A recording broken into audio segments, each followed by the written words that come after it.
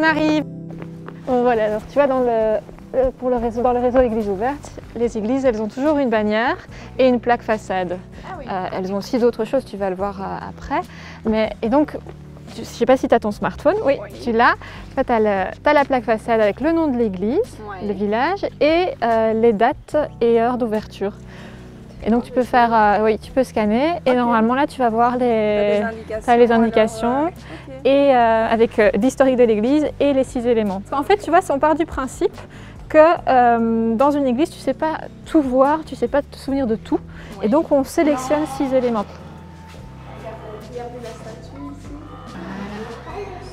Ça, c'est un des 6 éléments, je crois, des 6 éléments remarquables. Quoique, il y en a encore là-bas.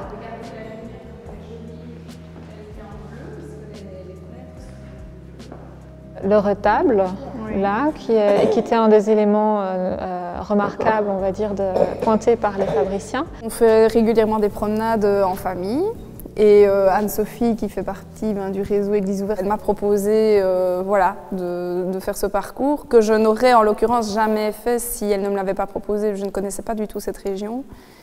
Et donc voilà, c'est une belle opportunité.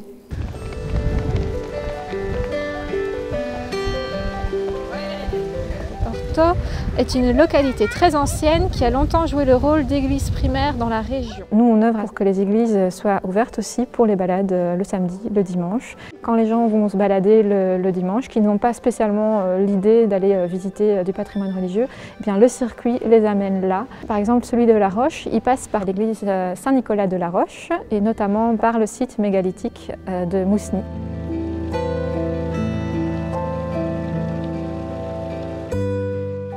Tu vois, c'est un site mégalithique qui existait à l'époque déjà des pyramides. On ne se dit pas qu'une église de village a vraiment quelque chose à nous montrer, donc ici, voilà, ça nous pousse à pousser la porte et à regarder, mais tiens, oui, il y a vraiment quelque chose, même si c'est une église de village, il y a des choses à voir.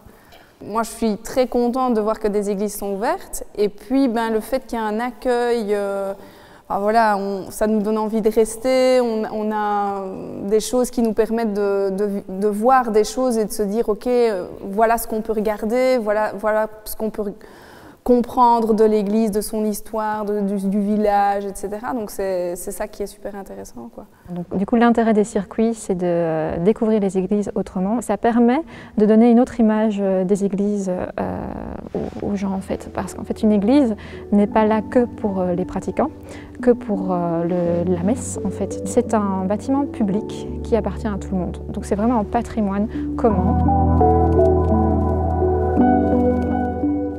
Bonjour à tous, merci d'être venus si nombreux parce qu'il faut quand même le souligner pour la visite de l'église de Vierde. Donc vous vous trouvez ici à l'église Notre-Dame du Rosaire de Vierde. Alors aujourd'hui je vais faire une visite de l'église de Vierde dans le cadre des journées Églises ouvertes, ce qui permettra aux gens d'en savoir un peu plus sur ce patrimoine roman. Donc l'église de Vierde, il faut imaginer à l'époque, elle va être surchargée de mobilier, donc il y aura des statues, des tableaux dans tous les coins. Même si on ne parle pas forcément du culte toujours, il y a quand même une histoire qui est liée à son implantation dans un village. C'est un patrimoine qui reste vivant et qui est important et qui a survécu depuis des siècles. On a quand même de très beaux exemples ici en Wallonie et ça vaut vraiment la peine de venir les visiter et venir les voir. Du point de vue architectural, évidemment, ça reste intéressant puisqu'il n'y a pas forcément que la pierre à voir, il y a aussi tout ce qui est mobilier religieux, il y a tout ce qui est vitraux, sculptures et histoire en tant que telle.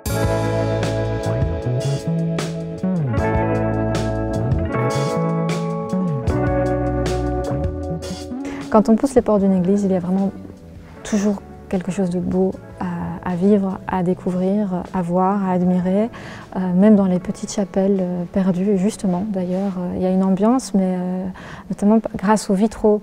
Quand on rentre, il y a souvent de super beaux vitraux, notamment ici, comme nous sommes ici à l'église Saint-Nicolas-de-la-Roche. Ben voilà, ce sont les vitraux qui donnent aussi cette ambiance. Il y a des points de couleurs assez magnifiques, je trouve.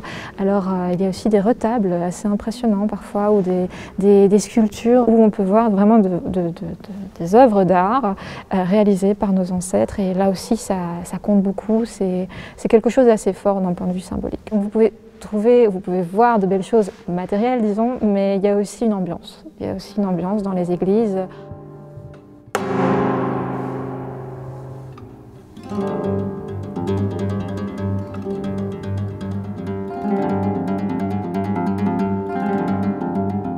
Le lieu est configuré de façon à permettre une très très belle réverbération du son, donc ça donne beaucoup de profondeur et voilà, c'est une façon vraiment originale de mettre en valeur la musique et de passer un moment dans une église.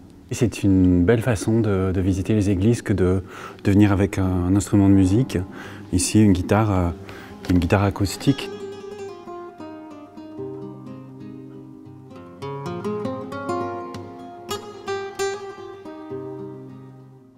C'est important de mettre l'accent sur le patrimoine religieux de nos régions, parce que c'est un patrimoine qui, en fait, peut se délabrer petit à petit si on ne l'ouvre plus, si on ne prend plus soin de lui, alors que normalement c'est bien de prendre un peu soin de son passé pour savoir d'où on vient. Et nous, avec la SBL, du coup, on met l'accent sur ce patrimoine.